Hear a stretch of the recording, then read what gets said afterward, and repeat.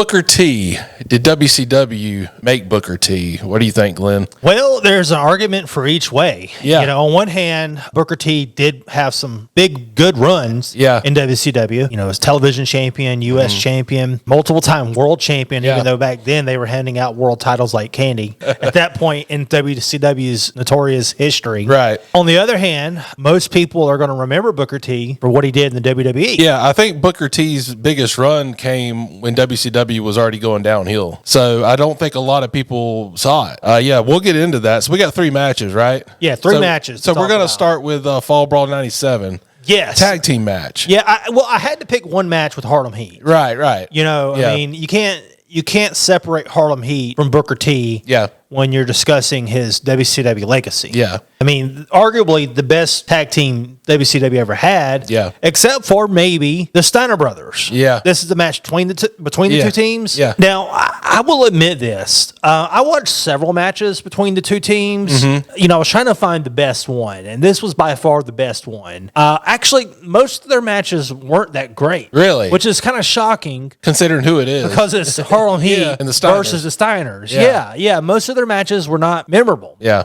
This match, on the other hand, is memorable. And it was by far their best match. The best match that I've seen between the two teams. And I think I watched all of them. It was just a great match. You know, we saw Scott bulking up at this point in time. You know, Rick, he was pretty much himself. Yeah. You can see the difference between Booker T and Stevie Ray in their wrestling style. Yeah. You know, Stevie Ray was the muscle man, while Booker T had more of the athleticism, his wrestling skills that would make him famous. The match was a solid match, you know, all the way through. It went back and forth. I thought that Harlem Heat did a really good job of building some anticipation and tension in the match. People were wondering what's going to happen. I thought they did a great job with the match. What did you think, Lance? Once again, watching these WCW matches, I don't know if innovation is the right word, but I just saw creativity in this match, stuff I still don't see today. Yeah. A couple spots that stood out to me was Scott was up against the ropes, and I believe Booker T went for a super kick on him. And just the way he just flew over the top rope and just really sold it and made Booker T look good. Yeah. And then another one was Booker T went for, it wasn't the scissor kick, but it kind of looked like the scissor kick the way he did it. But they ducked, and then Booker T ended up straddling the top rope because he missed. Yeah.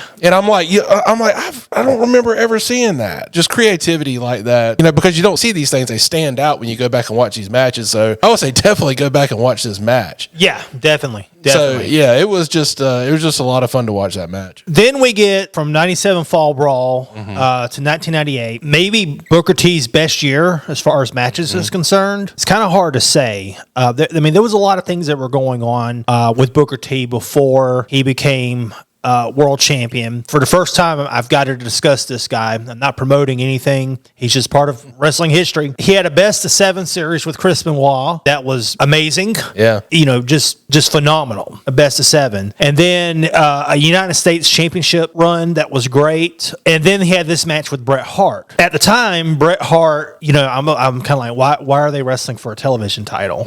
You know, this is before the U.S. run, U.S. title run. Right. Why is Bret Hart wrestling for a TV title? Right. This doesn't make any sense. Yeah. But it happened. The match was great because it was Booker T versus Bret Hart. The only stain on this match was ending. Disqualification. Yes. Yep. I knew you were going to say that. Yeah. Hitting with steel chair. Lance knows I don't like disqualification. Right. Especially a match like that. Yeah. I want to see that was someone win or really lose. Disappointing. And it was at a pay-per-view. Yeah. Why can't we have a winner? Yeah. I agree. That was very disrupping on an otherwise great match. But that was WCW. That's what they did. That's what they did. They ruined endings. I don't know if you saw my text yesterday, but Bret Hart came out to the NWO music. Did he actually do that, or was that another dub over? Well, the guy that likes Vince Russo commented on that, and I think he may be right on that.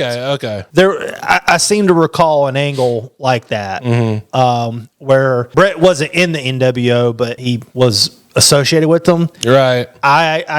I remember he had some. So he was the heel in this match. Yeah, Bret Hart. Yeah, he was. Okay. I remember Bret Hart having some like generic music. I can even remember the music in my head. Right. And I don't know why it would have been copyrighted or anything like that. Right. So, I know when you watch a lot of stuff on Peacock, a lot of music is dubbed over, like what I told you about Chris Jericho. Yeah. So I don't know, but I think if they were going to dub over Bret Hart's music, they would have probably dubbed it over with Bret Hart's music. Yeah. They do have the That's rights true. to. Yeah, that's true. That's true. All right. So otherwise, a great match. Yes. Other than the ending, which kind of spoiled it. That was disappointing. That was the first time I watched that match. So I didn't know who was going to win. Yeah. And so I'm watching it for the first time, just like anybody would in 97. I'm like, come the fuck on, man. Yeah. But anyway. So, Booker T had a run with the TV belt. He had a run with the United States Championship. Some great matches, like I said, in that. Then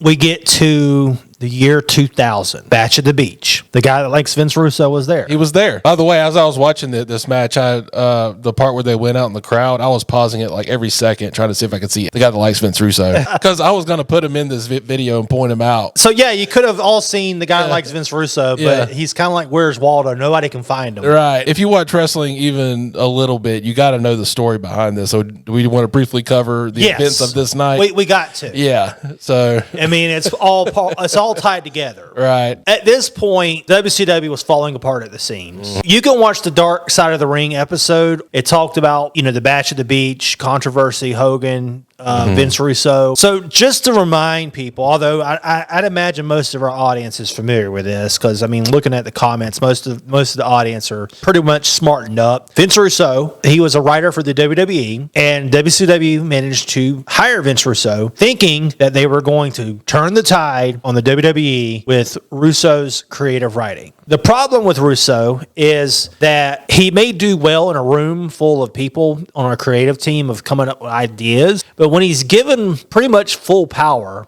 things just go wrong. Yeah. And that was this night. The idea was that Jeff Jarrett was going to lay down, let Hogan pin him. From my understanding, if you watch The Dark Side of the Ring, Hogan thought that was a work. Jeff Jarrett, on the other hand, thought this was a shoot because it wound up being a shoot. There was a whole defamation lawsuit Hogan filed when Vince Russo later came out and just trashed Hulk Hogan.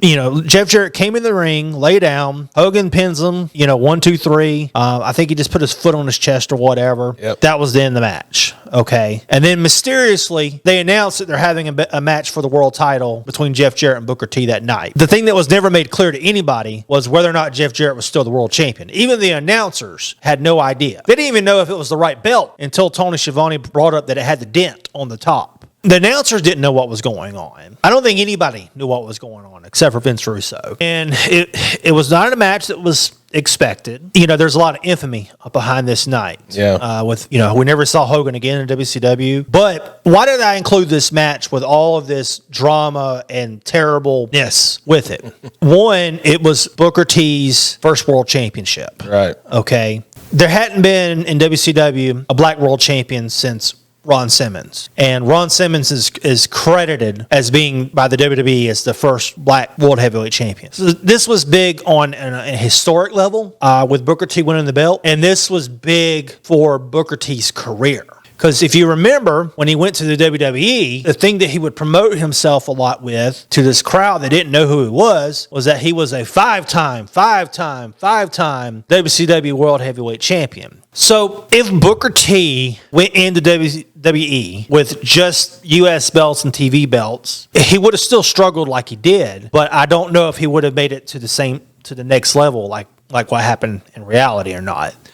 Probably so, because Booker T he proved himself to a skeptical WWE. Not many people that came from WWE did well during this time when WCW was dying, The only ones that really did well was Booker T and Rey Mysterio. Yeah, Booker T and Rey Mysterio, because a lot of them had already crossed over, like Eddie Guerrero and Chris Benoit and, all that, Chris Jericho. Yeah, Rey Mysterio and Booker T, that's about it. My only gripe about the match, and Lance, you could probably guess what my gripe about the match is that there was a lot of things that should have been a disqualification that weren't. Yeah. There was a lot of things that should have been a count out. It was like watching AEW. I understand that, the referee was giving leeway because it was a world title match. Yeah. and didn't want to disqualify Jeff Jarrett to give Booker T a chance to win. And of course, Booker T couldn't cheat because then he would be disqualified. Yeah. It did increase tension. If you take out my gripes about the refereeing and all that, if you take out that and you just look at the match itself, the match was phenomenal. I'm surprised that when we talk about Booker T's career, it's not a match that gets brought up more than it does. It gets brought up, but it gets brought up for him winning the world title.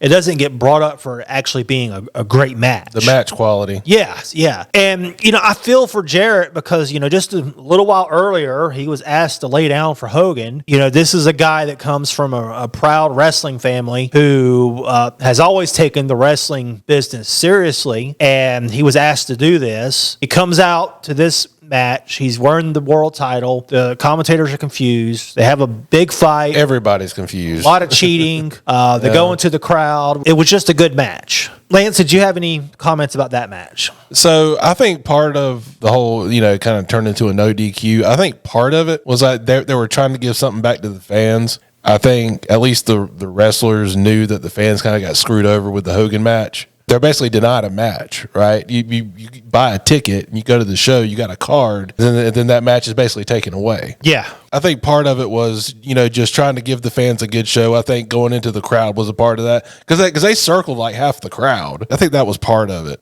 Just kind of wanting to give them everything they could. Right. And they did end up getting a good show in that match. I mean, the match itself, I have no real complaints about it. That goes to the question, did WCW make Booker T? Yeah.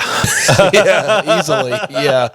I mean, as far as his credentials go, he had way more in WCW than he had in WWE. When he got into WWE, first thing they did was make him drop the belt. yeah, to The Rock. To The Rock. Yeah, of course it was The Rock, right? His WCW career was way better as far as credentials. Now, as far as the individual moments, he had some great moments in WWE. Oh, it's just unbelievable moments. Just the whole tag team with Gold Dust. Yes, that was great. To me, that rivals the Rock and Mankind tag team. Yeah. The grocery store match with Steve Austin. Yeah. The whole King Booker thing. King Booker was amazing.